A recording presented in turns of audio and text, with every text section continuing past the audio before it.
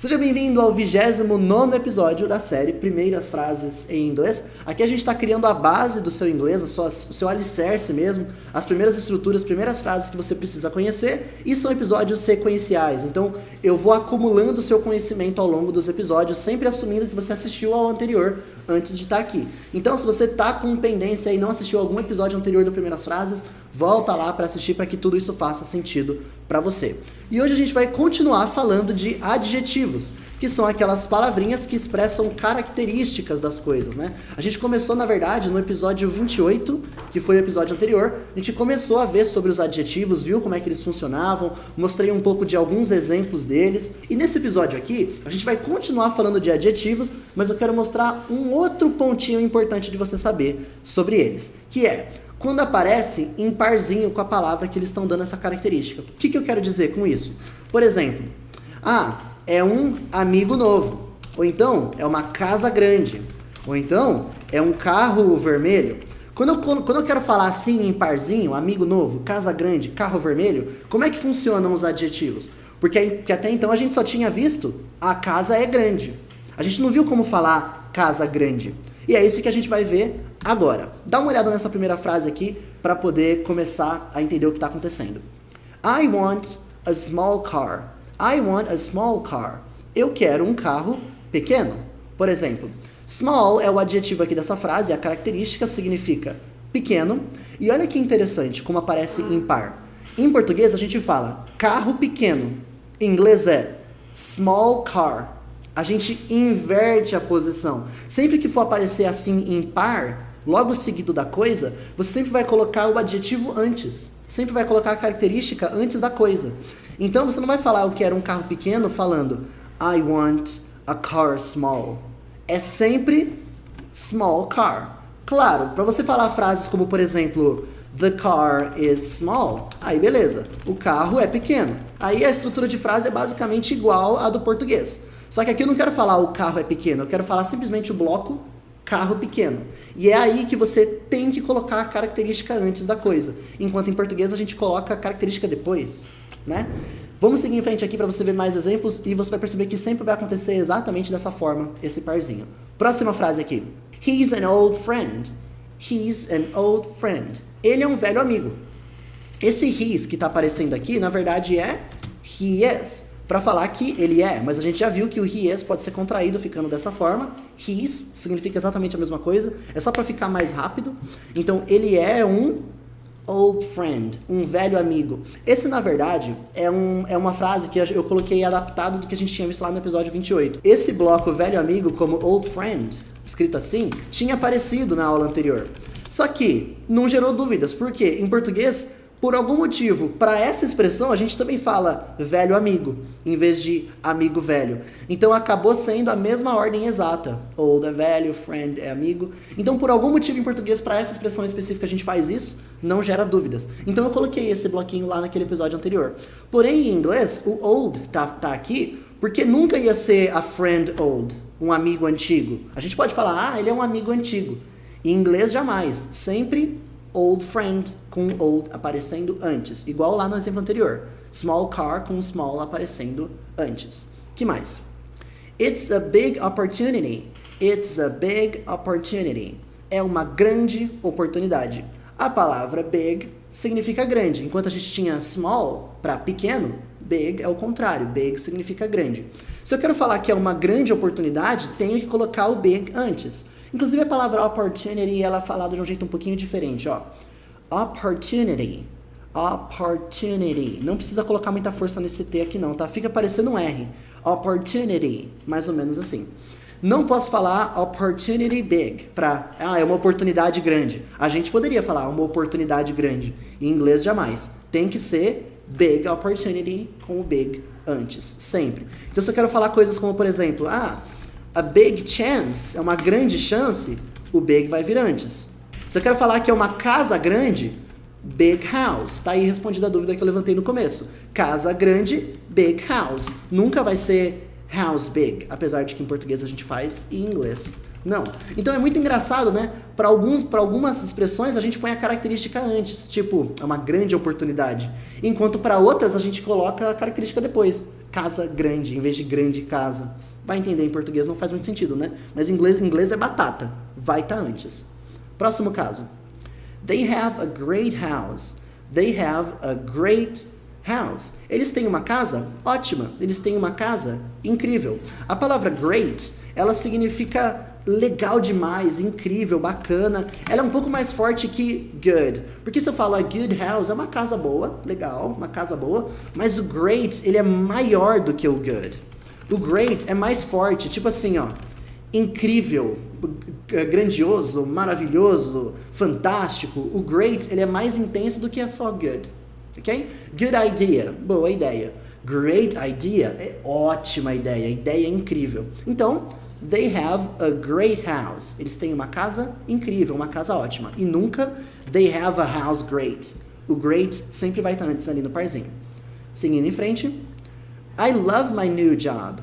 I love my new job. Eu amo meu trabalho novo. A palavra job significa trabalho, emprego. Então, se eu quero falar meu emprego novo, my new job.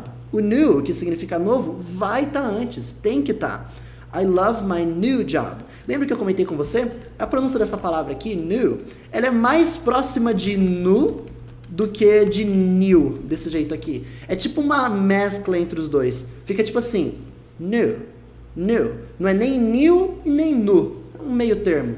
New, new. Se você fizer mais próximo de nu, fica melhor do que mais próximo de new, tá? Por exemplo, eu vou falar como se fosse bem nu mesmo, olha só. I love my new job. Percebeu que ficou bem natural? I love my new job. Mesmo falando nu, fica bem próximo. Vamos seguir em frente? It's a rainy night in London. Essa frase aqui parece que eu estou começando a contar uma história, né? É uma noite chuvosa em Londres. It's a rainy night in London. O rainy significa chuvoso. Cuidado para não confundir com a palavra rain, porque rain é chuva, enquanto rainy é chuvoso. Tem essa diferença. Acontece isso para várias coisas relacionadas a clima, relacionadas a tempo. Por exemplo, enquanto sun é sol, sunny é ensolarado. Ó, sol e ensolarado. Enquanto wind é vento, se eu falo que o dia tá windy, é porque o dia tá tipo ventoso, tá cheio de vento, tá ventando muito. A gente não tem muito essa palavra, né, em português. É a mesma ideia do chuvoso, do ensolarado, só que para vento. Tá ventoso, né? Tá ventando muito. Vou colocar entre aspas, porque eu acho que essa palavra em português não existe. Então, o que mais que eu consigo colocar? Storm é tempestade. Stormy é com tempestade, tempestaduoso. Outra palavra que a gente não tem em português. Então, vamos lá. It's a rainy night. É uma noite chuvosa, uma noite de chuva. Nunca vai ser night rainy. Sempre rainy night. Agora, eu consigo falar assim, ó. The night is rainy. Aí, beleza. A noite está chuvosa. Aí tudo bem, aí fica bem parecido com a forma de como a gente montaria essa frase em português. Mas para falar noite chuvosa, aí não, o rainy vai estar antes. E uma última sacada para você é que o in sempre vai ser usado para marcar cidade, estado, país. Então você nunca vai falar on Brazil, e sempre in Brazil. Nunca vai ser on London, sempre in London. Então aqui podia ser uma cidade, como por exemplo São Paulo. Podia ser também um estado. Por exemplo, se você quer colocar aqui, ó, Texas, também tudo bem. E se for um país, também país é com N. Canada, por exemplo. Então, London, que é o que estava aqui, estava uma cidade, é sempre assim com N que você aponta. I live in London. I live in São Paulo. Eu moro em Londres, eu moro em São Paulo. Por isso que a gente usa o N para falar onde é que mora. Por causa disso, porque N aponta cidades. Where is my blue blanket? Where is my blue blanket? Onde é que está o meu cobertor azul? Eu estava pintando os adjetivos de verde até então, mas como blue é azul, vou pintar ele de azul. Blue é uma cor. Eu posso falar que as coisas têm cor, por exemplo, casa azul, camiseta azul, ou então um caderno azul. Então ele funciona como um adjetivo normalmente. Por exemplo, o meu caderno azul é blue notebook, por exemplo. Notebook, em inglês, não é notebook, igual a gente chama computador, tá? Notebook é caderno. Para você falar de notebook mesmo, computador, a gente chama de laptop em inglês. Então, blue notebook significa caderno azul. Blue pen, caneta azul. Blue blanket, cobertor azul. Blanket, cobertor mesmo, de cobrir na cama, quando você está com frio, isso em inglês se chama blanket. Então, where is my blue blanket? Aqui a gente tem nessa frase a palavra where, que significa onde. Então, a gente consegue fazer até uma associação de palavra por palavra aqui, ficou bem parecido, tirando blue blanket. Where is my blue blanket? Cobertor azul. Vamos seguir em frente?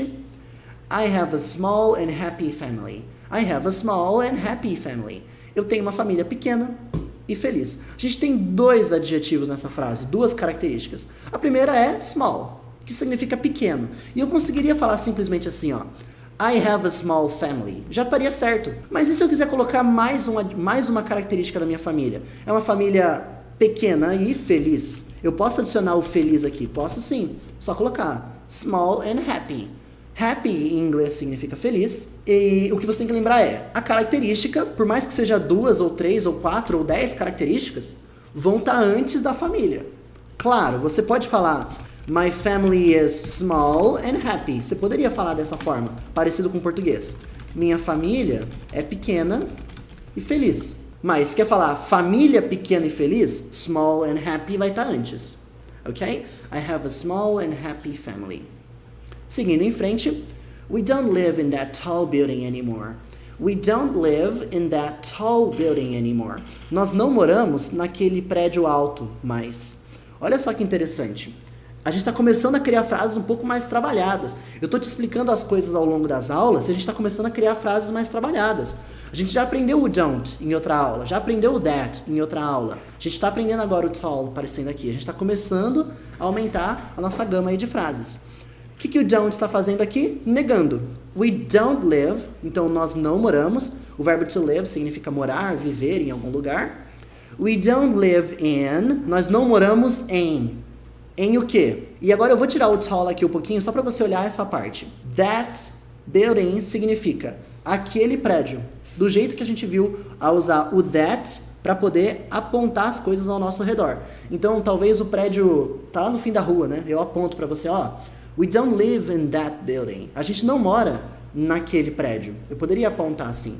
Só que eu coloquei uma característica a mais sobre o prédio, que é o prédio alto. Eu posso colocar o tall, que significa alto, só que vai estar antes do prédio, isso você tem certeza.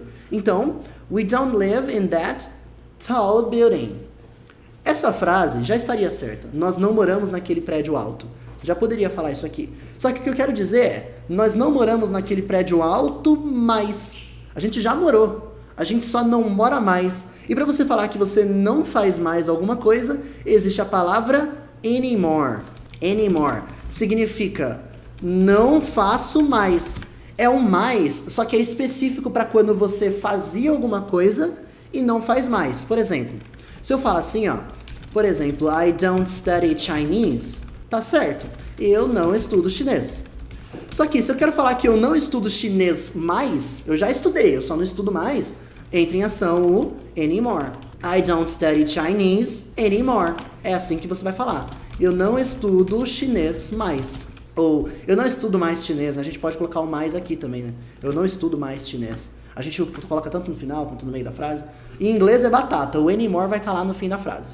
Vai ser assim que vai funcionar. Então tá vendo que eu não preciso passar para você necessariamente qual que é a palavra do português que traduz o anymore. O anymore tem um conceito que é ações que eu fazia e não faço mais. Ou que você fazia e não faz mais, que ela fazia e não faz mais, pode ser para qualquer pessoa. O conceito dele é esse. Agora, como a gente costuma traduzir? Como mais. Porque a gente usa o mais para falar essa ideia também. É que se eu só chegar para você e falar, ó, anymore significa mais. Aí surge a sua dúvida, mas e o more? More já não é mais? Ou então, e o plus? O plus também não é mais?